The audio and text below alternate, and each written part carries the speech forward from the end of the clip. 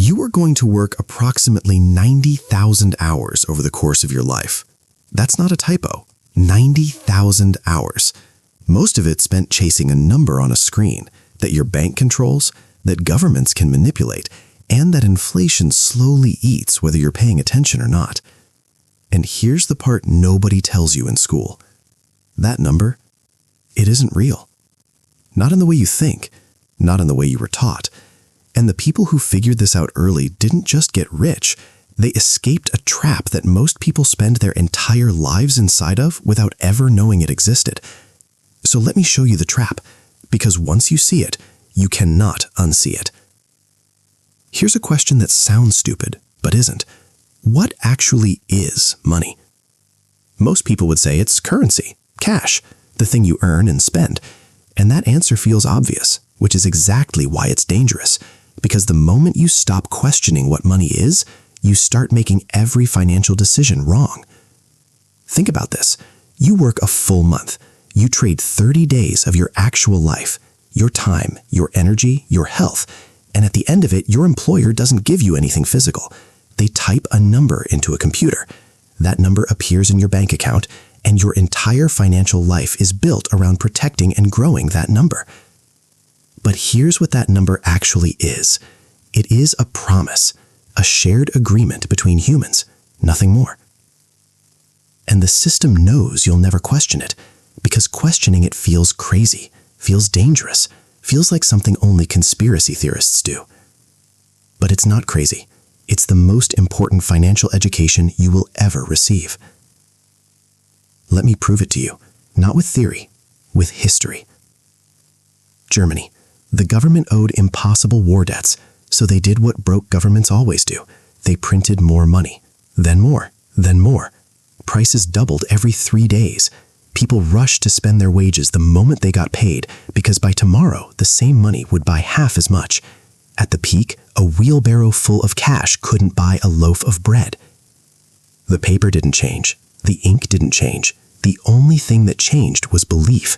The moment people stopped trusting the number meant nothing. Fast forward to 2008. Trillions of dollars in wealth disappeared in months. Banks collapsed. Families lost everything. But here's what's strange.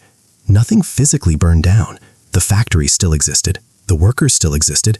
The roads, the buildings, the resources, all still there. What evaporated wasn't real. It was confidence.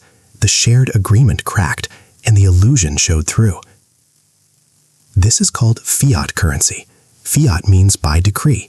Your money has value because the government declared it does, not because it's backed by gold, not because it represents anything tangible, because enough people agreed to believe in it together. And here's the part that should make you stop scrolling and actually think. Most money in the world has never been physically printed. It exists as numbers in databases. When a bank lends someone $300,000 for a mortgage, they don't pull cash from a vault. They type a number into a computer. Money is created from a keyboard. The entire global financial system runs on collective belief backed by institutional trust. Which raises a very uncomfortable question. If money is just a story we all agreed to tell each other, what does that mean for everything you've been told about earning it, saving it, and building wealth with it? Here's where it gets interesting and a little infuriating. Your savings account is one of the most sophisticated financial traps ever designed for ordinary people. It feels safe. The number stays the same or grows slightly. But inflation, the silent tax nobody talks about at school, runs at 4, 5, sometimes 6% a year. If your savings account pays you 3%, you are losing purchasing power every single year while feeling completely secure. The number goes up. Your actual wealth goes down. That is not an accident. That is the game. And this is the psychological trap called money illusion.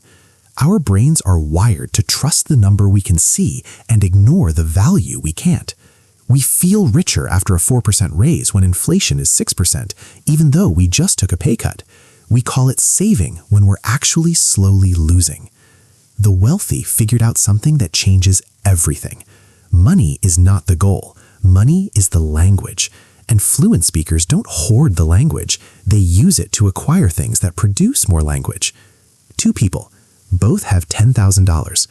Person A puts it in a savings account and sleeps easy. Every year, inflation quietly takes a percentage. In a decade, that money buys significantly less than it does today. They protected a number. They lost real wealth. Person B uses that $10,000 to buy index funds, or an income-generating asset, or a skill that permanently raises their earning power.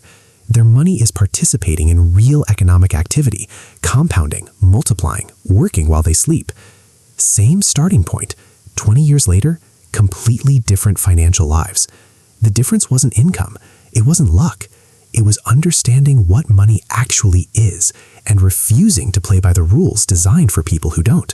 So what do you actually do differently starting today? Stop treating money as the destination. It's a vehicle. The moment you start thinking about what your money can become instead of what it currently is, your decisions transform.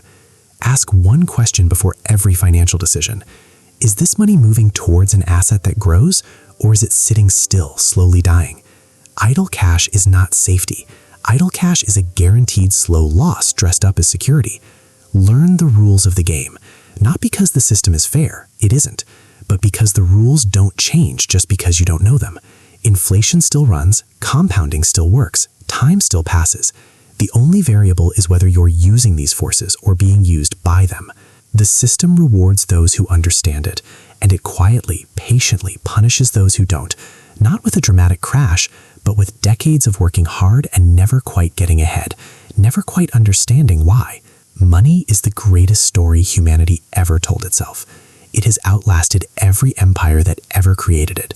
It has survived wars, collapses, pandemics, and revolutions, not because it's real in any physical sense, but because the story is so powerful, so deeply embedded, that billions of people structure their entire lives around it without ever stopping to ask what it actually is. The people who win financially aren't the ones who work the hardest for the tokens. They're the ones who understood the story, learned the rules underneath it, and decided to stop being a character and start being the author.